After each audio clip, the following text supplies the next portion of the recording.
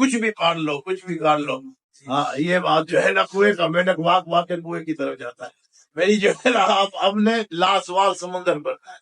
اگر آپ نے اس حقیقت کو مانا ہے تو اس تو تمام حروفوں کو تیاگنا پڑے گا، تمام نمبروں کو چھوڑنا پڑے گا، تمام گنتیوں کو چھوڑنا پڑے گا، تمام ہر چیز کو چھوڑنا پڑے گا، ہر چیز کو اور ایسی چیز کو ڈھونڈنا پڑے گا جسے آپ دھیان اتیت کہتے ہو، کہ اپنے دھیان کو بھی ختم کرنا پڑے گا. آپ نے یہی سمجھنا پڑے گا کہ میں کچھ نہیں، جو کچھ ہے وہی ہے. پھر آپ کو اس خیال میں جانا پڑے گا. پھر یہ حروف جو ہے یہ بھی ایک پاس کی پرواز بھی ایسا ہی ہے، یہ اپنے جہانوں تک لے کے جاتے ہیں. اپنے ان کا ایک ایریا ہے، ان کا اثر ہے، اثر ہے.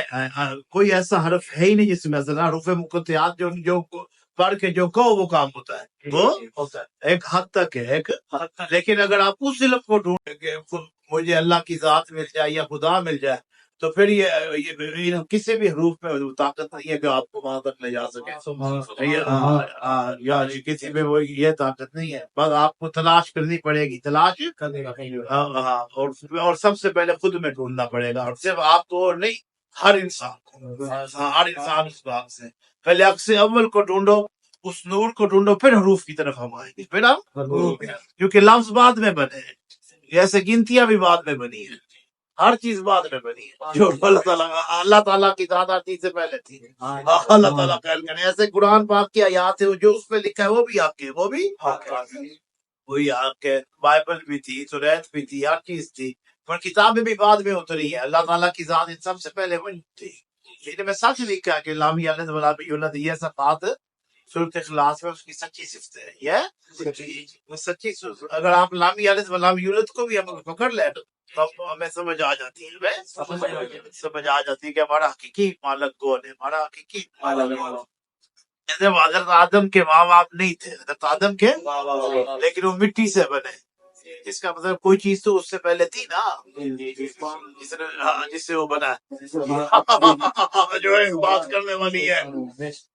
ہم نے اس چیز کو حاصل کرنا ہے جو ان تمام علوم سے باہر ہے، جو تمام نہ وہ شریعت میں، نہ وہ طریقت میں، نہ وہ حقیقت میں، نہ وہ معرفت میں، نہ وہ فقر اس کے قریب ہے. ان سب چیزوں کو چھوڑنا پڑے گا، سب چیزوں کو اس اصل کی طرف جانا پڑے گا.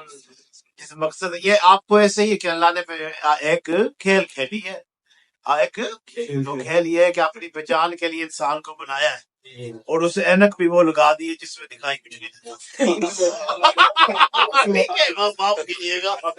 جو اینک کا چشمہ ہے نا وہ اتارنا پڑے گا.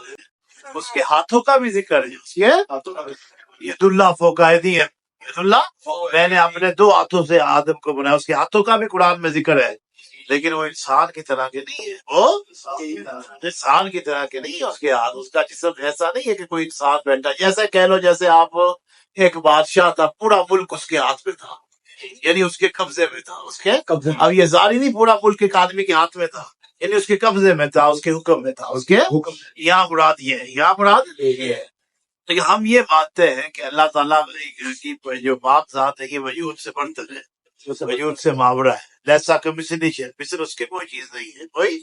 لیکن وجود کا بھی ہم انکار اس لیے نہیں کر سکتے کہ قرآن میں اس کا ذکر ہے، لیکن اس کی آنکھیں بھی ہیں، لیکن وہ مخلوق کی طرح نہیں ہے جیسے کہ انسان کی آنکھیں ہوتی ہیں. جیسے کہ ایسی آنکھ نہیں ہے، وہ ایسا ہاتھ نہیں ہے جسے ہم دیکھ سکیں، جسے آپ مشاہدہ کر سکیں، جسے آپ وہ ایسا بالکل نہیں ہے انسانوں سے ملتا ہوا جیسے ہم ایک دوسرے کو دیکھ لیتے ہیں. وہ ایسا نہیں ہے، وہ ایسا اس کو دیکھنے کے لیے خود سے گزرنا پڑتا ہے، خود سے. ہاں ہاتھوں کا بھی ذکر ہے، لیکن وہ ایسا نہیں ہے جیسا کہ انسان کا روپ ہوتا ہے، رنگ ہوتا ہے، ویسا نہیں ہے. برابر تو انسان سے بڑا آسمان ہے جس میں وہ گھوڑا ہے. یہی بات ہے نا.